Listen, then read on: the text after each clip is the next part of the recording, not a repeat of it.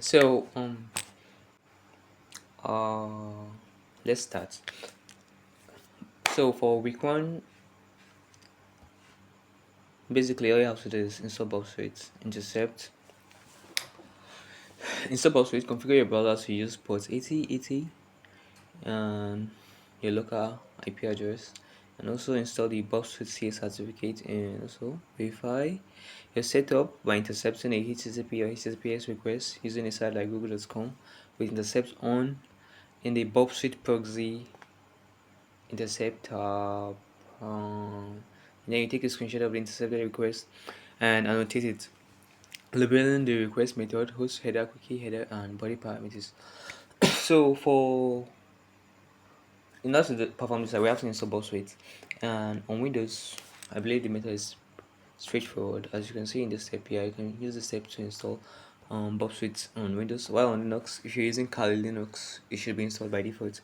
If you're using a different Linux distro like Fedora, well, it's going to be installed by default. You have to install it manually. So after installing Bob all you have to do is go to Bob Community Edition.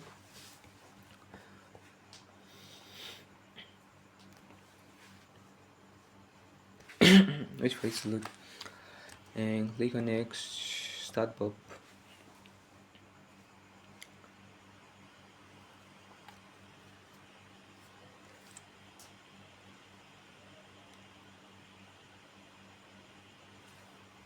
So after opening Bob you see the first thing we have to do is to verify the proxy listener is 127.0.0.1 and port 8080, which it is. Then after verifying this, we go to Firefox and then configure it to route all its traffic through the Bob proxy.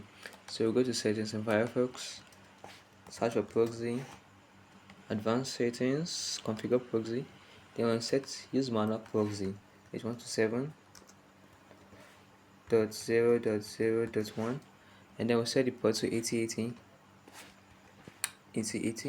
and we'll then say also use this proxy for HTTPS. So all HTTPS traffic and HTTP traffic will be routed through the port 8080 and the back address. So we say okay. And after doing that, the next step is to install the CA certificate in our browser. So we have to navigate to where? According to the steps here, we have to navigate to http://bob in Firefox while Bob is running, and then download the CA certificates. Then we go to settings, privacy, certificates, view certificates, import, and the downloaded certificate and trust it for identifying websites. So let's do that. We go to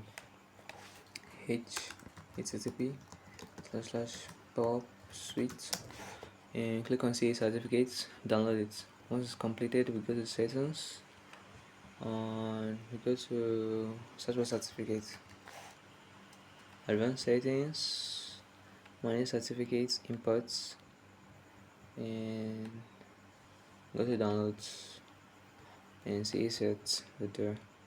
Open it and choose the CA to identify website to this site. Click OK. So once that's done, what's going to happen next?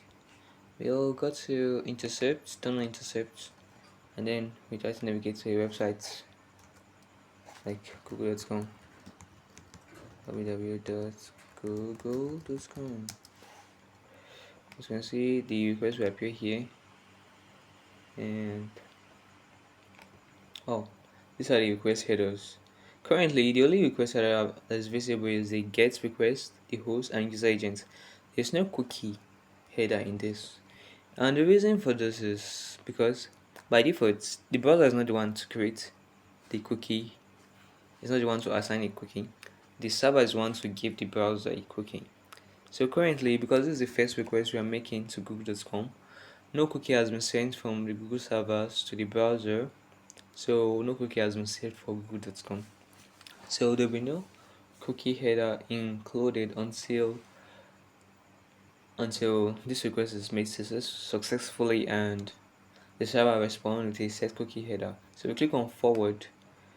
What's going to happen is there's going to be a response. Let's go to HTTP history. There's going to be a response. So scroll down. Let's google.com. Oh, let me search for it. I can't search. Let me see. Google. Apply and close. There's no such thing. That's weird. Why am I not seeing google.com? I'm going to forward all requests. Then go back to history. Oh yeah, there's a typo in my search filter. Apply and close. So we should be able to see google.com. Where's the first one? Yeah, this is not it. Is there time-based request?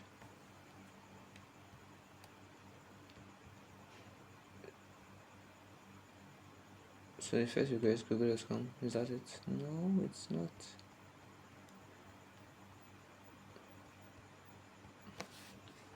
Let's take a look at this. First of all, request it was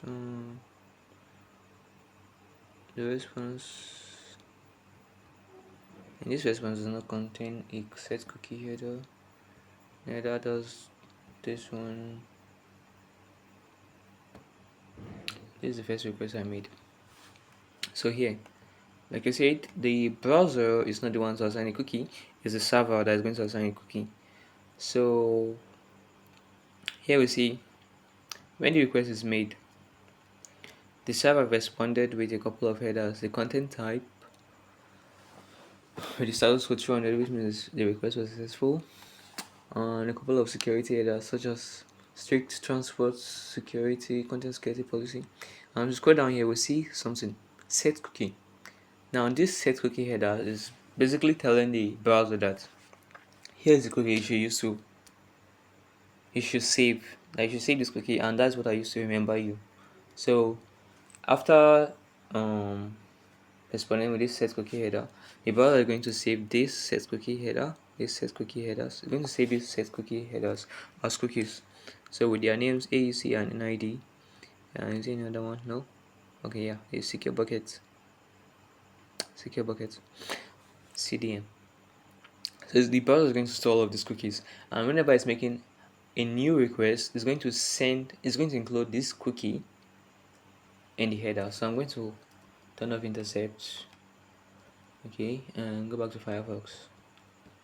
Accept all. I'm going to copy this link. Then I'm going to turn on intercept again, and then try to make the request again. So in this new request we just made, as you can see here now, there's now a cookie header included. So cookie header is now included with all of those attributes that were found in the response with set cookie. So yeah, that's all. So you have to just, according to the instructions here, you have to annotate the screenshots with labels identifying the request line, method, path, HTTP version, host header, user agents, cookie, and request body. So no. So where's my mouse? So yeah, you highlight get, host, cookie, user agent, and that's all for 1A. So I'm going to close box suites. We're done with 1A.